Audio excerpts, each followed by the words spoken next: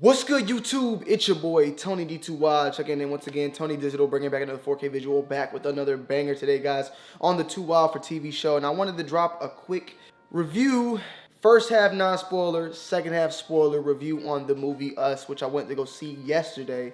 And overall, I would give the movie a 1 out of 10. I would give it a 8.5, closer to 9. Honestly, like leading more to the 9. It was a great movie overall. Jordan Peele once again, like he did his Thug Thizzle, and I will let you guys know when the spoilers will occur. So there will not be any spoilers for the little half of this movie, then this video, then the other half as well. Let me turn these lights on too, by the way.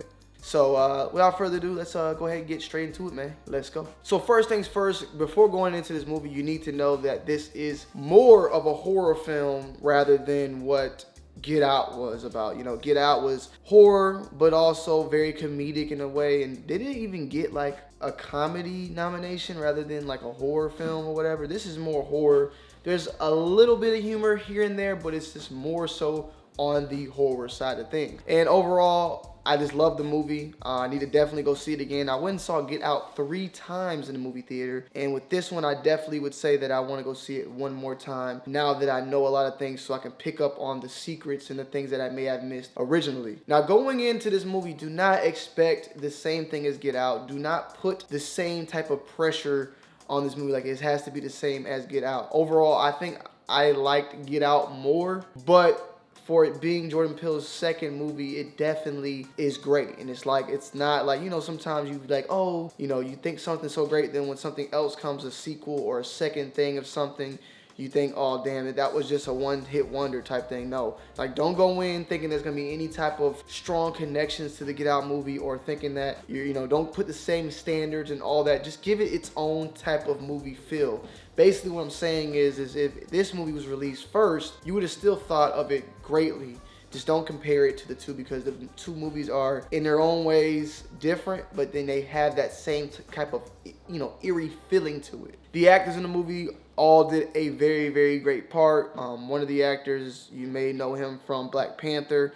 I do not know the names. I am not a movie reviewer at the end of the day. I'm just giving my own thoughts and opinions. The female main role, very, very good actor as well, very strong. And overall, you're just gonna enjoy the movie. We went and saw it on the opening day. The movie theater was packed. There was a lot of screaming, a lot of laughter going on as well. And I would say, based upon the ending, that there is a possibility for a sequel.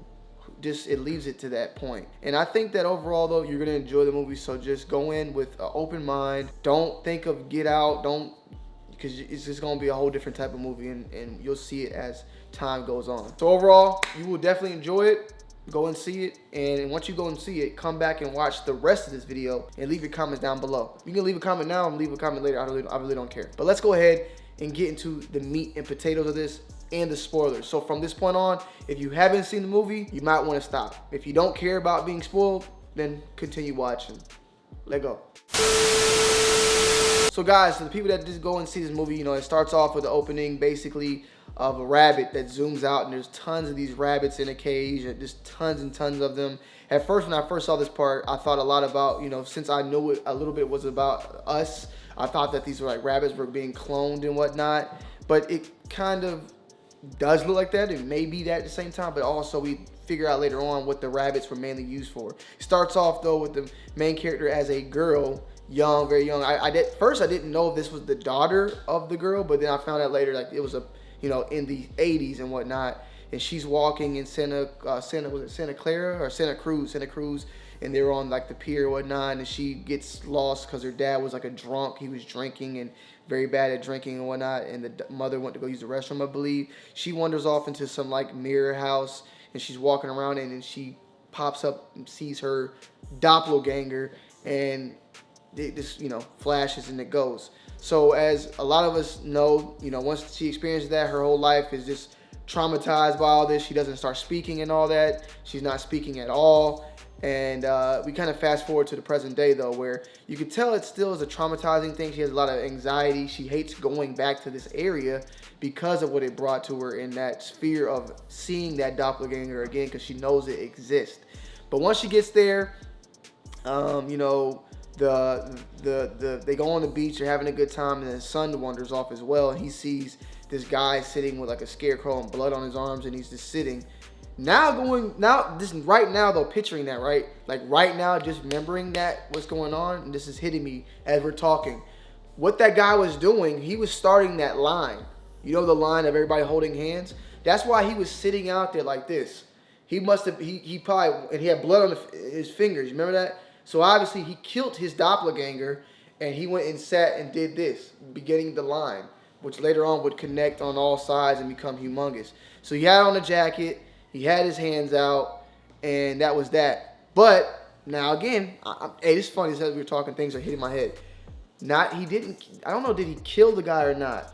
But as we saw, the dude doing this, right, with his hands up with the scarecrow jacket, I think that guy that was sitting like this, standing, that the boy saw, was the character had the 1111 on his forehead. I think they showed that, or I don't. I just remember the hair being back, very, white, blonde, a white guy with blonde hair, I believe. But also, as you remember, they came into Santa Cruz, they saw that same guy with the Jeremiah board or whatever holding up. He was like in an ambulance, but his face, he looked like he was dead. Like he was like that, but they didn't have him in a body bag. So like he had got hurt, if anything. He didn't die. But I'm thinking that the doppelganger attacked his main person, the tethered attacked the original copy, and he went and lined up and began that line of the invasion of the doppelgangers. Now that I remember that. And I didn't even catch that on any other reviews that I saw as well. But we go forth in the movie. They show about the boat. The dad bought a boat and all that too. And this is before they actually went to the beach. And I knew that the boat would play an important part in the role in the movie just because everybody was making fun about it. But later on that night, the family, Red was her name, and I know I'm retarded, guys. Forgive me. I gotta get the characters' names. All right, my bad. Yeah, Adelaide. Adelaide's doppelganger crew, which consisted of Gabe, Jason, and Zora, were all outside of the house holding hands. Once again, we get that hand holding, that whole formation of how they're gonna go in. They come into the house and they just bust through the window. Cops were supposed to be there for 14. The cops didn't show up at all. Obviously, the whole damn town was being under attack at the time, and they finally get into the house. They, they sit down, they beat everybody up and stuff like that. And the Adelaide's doppelganger, Red, started speaking. And when she started speaking, it was sounding like, she sounded like goddamn she was breathing in talking. That shit sounded like it hurt. But what's also what definitely made me raise an eye was the fact that she spoke and that no one else could speak. But it makes a lot of sense once you see the end of the movie, which we'll get to in very shortly. But basically, she goes in talking about the story of how she was the shadow and that she had to do things that she didn't want to do. Basically stating like she had a family with a man she didn't know. Like basically saying that they're tethered, that she had to do every single thing that they were doing above them. And somebody's calling me right now too, by the way. All right, my bad, apologies. So she was, talking about how basically she had to do a lot of things that she didn't want to do, and how she had, sex with a man she didn't want to have sex with, had kids and all this and that. It was very weird at the time because I just was still trying to grasp what the hell was going on. But basically, it seemed as if everybody's point was to kill them and to kill every doppelganger, kill their main character, which led to everybody fleeing in the house. And the man and Gabe, got on the fled. They got on a boat and they started driving off and this and that. And he later on attacked them, and it was a lot of stuff that was going on with them in the water, obviously, right? But he ended up killing him. And this Zora was getting chased by her, her double, and that was just like a long chase as well. And then we had Jason, who had met his doppelganger, who was burnt, it seemed like he just a disfigured face. But we also started realizing what was going on, because at that time of them in the closet, the doppelganger of Jason, which was still young, was still, I guess, going through that tethered mindset where he was replicating basically what Jason was doing. Like there was times when they both were doing stuff and they were both doing it together. So it seems like they were tethered for so long that they were still like mimicking those things somehow, some way, because of the fact that there was one soul, but two of them, they shared the same soul, and in order to take over the soul, they had to kill the other one, untether them and all that, so that you could still tell there was type of tethering going on. And basically then after that though, what we realized is, you know, there was more of them. And the friend, what was the friend's name? I got the list up here. Kitty and what was the damn dude's name? Yeah, Kitty Tyler and Josh Tyler. Like I said, this is all unscripted. We just doing this thing straight thug thizzle. But Kitty and Josh were at their house drinking, having a nice time. And Kitty came out and said like she heard something. And then eventually what happened was the daughters came out and they got fucking killed. And then everybody in the house just got killed by their doppelganger. And what had happened was that they had escaped. Adeline and them had escaped from their whole doppelganger and went straight to Kitty and them house to go and get help. And when they pulled up, they realized everybody was already dead, and they had to basically beat the hell out of Kitty's. Josh killed their whole family. They killed their doppelgangers and all that as well. And then realized once they got in the car that they saw their doppelganger family once again, except for Gabe, who, you know, he killed him on the boat and all that. They ended up going through driving and trying to get the hell out of there. Zora killed her doppelganger by hitting her in the car, and they drove and got down to the Santa Cruz Pier once again. And that's when they bumped into Jason's doppelganger. And that's when Jason realized the tethering going on, that he was mimicking it. And then Jason did this, and then the doppelganger did this and started backing up, and he backed him up into the fire and basically killed the dude by making him mimic, you know, himself.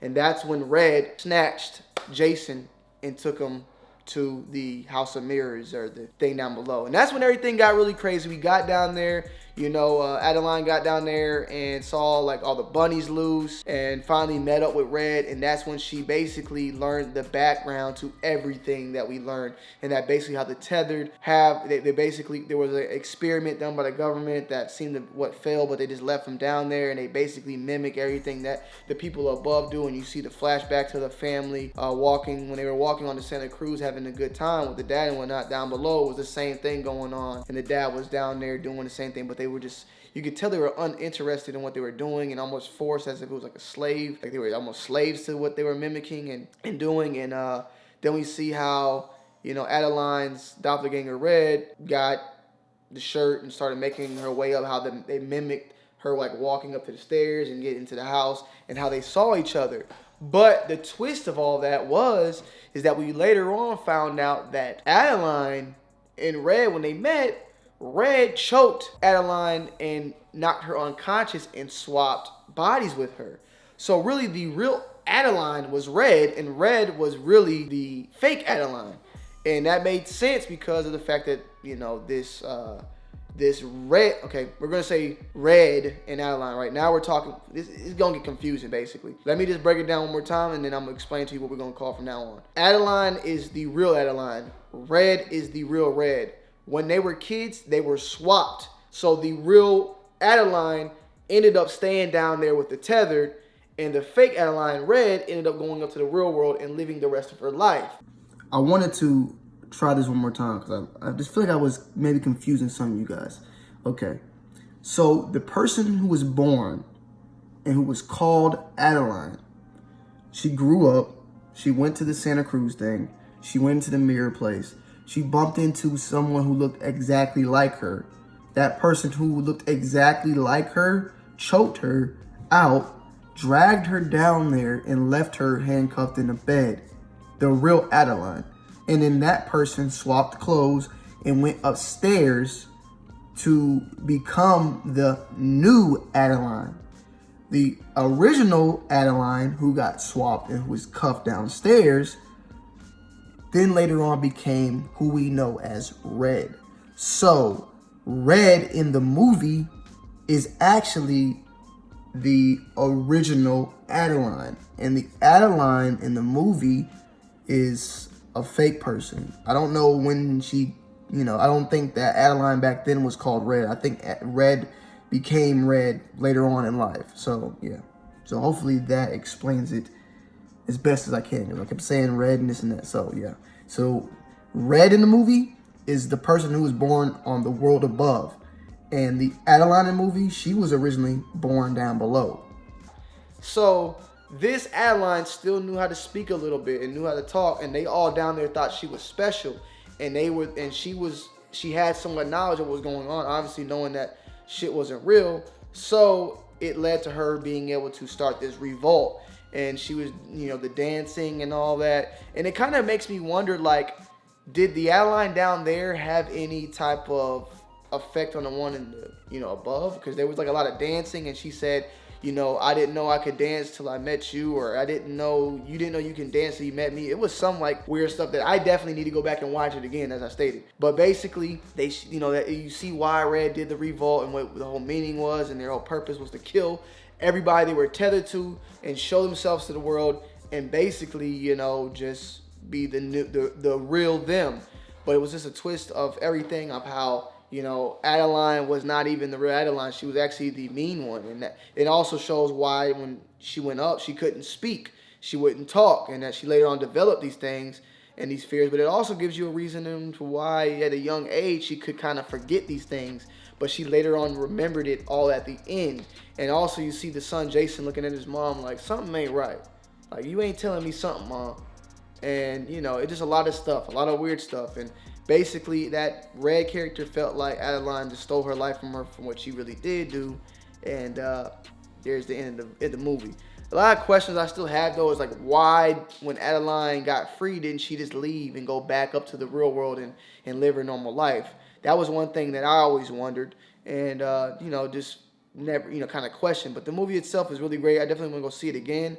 And if you guys have anything that you saw that I might have missed, please comment down below, because I would like to know, like, just you guys' thoughts and opinions. I'm definitely going to be watching some more reviews, but this is just my personal review and my thoughts and opinions. I don't do the review thing as a living, so I might not be as, you know, what's the word? Savvy as a movie reviewer. But I definitely picked up on some really important things, and I think it was a great movie. It had a great concept, and it was something out of like a Goosebumps book, or it just had a lot of crazy stuff to it. So let me know you guys' thoughts and opinions. I'm definitely going to go see it again. And more than likely, I probably might even do a follow-up video when I see it a second time and get a better idea of what I missed and, you know, what I saw later on. But it's your boy, Tony D2 Wild. I'm checking in and I'm checking out. I love you guys. Peace.